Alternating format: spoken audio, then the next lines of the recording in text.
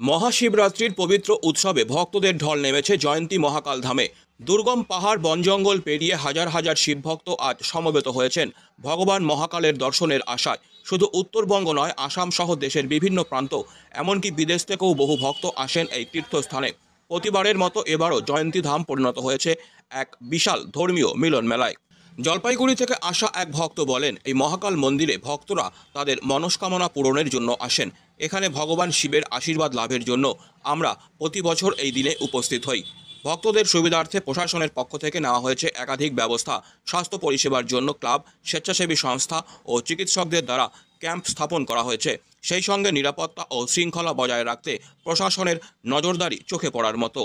জয়ন্তী মহাকাল ধাম আলিপুরদুয়ার জেলার Buxa tiger reserve সংলগ্ন ডুয়ার্ট সীমান্তের কাছে অবস্থিত। প্রতি বছর শিব চতুর্দশীতে এখানে বিশাল সংখ্যক ভক্তদের সমাগম হয়। ভক্তদের যাতায়াতের সুবিধার জন্য আলিপুরদুয়ার জেলা পরিষদ জয়ন্তী নদী থেকে মহাকাল মন্দির পর্যন্ত 4 কিলোমিটার দীর্ঘ অস্থায়ী রাস্তা তৈরি করেছে। চলাচল আরও মসৃণ করতে এবার 2টি পৃথক রাস্তা নির্মাণ করা হয়েছে। শিব চতুর্দশী উপলক্ষে এখানে একটি মেলাও বসে।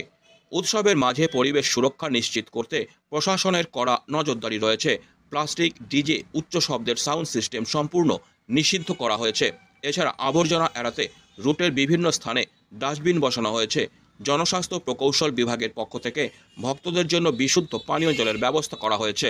শিবরাত্রির এই শুভক্ষণে ভক্তরা উপবাস, প্রার্থনা ও পূজা অর্চনার মাধ্যমে ভগবান শিবের আশীর্বাদ কামনা করছেন। সাধু সন্ন্যাসীদের উপস্থিতিতে মন্দির প্রাঙ্গণ এক অন্যরকম আধ্যাত্মিক আবহে মেতে উঠেছে। জয়ন্তী মহাকাল ধামে মহাশিবরাত্রির এই উৎসব শুধু ধর্মীয় বিশ্বাস নয়, এক ঐতিহ্য ও আধ্যাত্মিকতার প্রতীক হয়ে উঠেছে।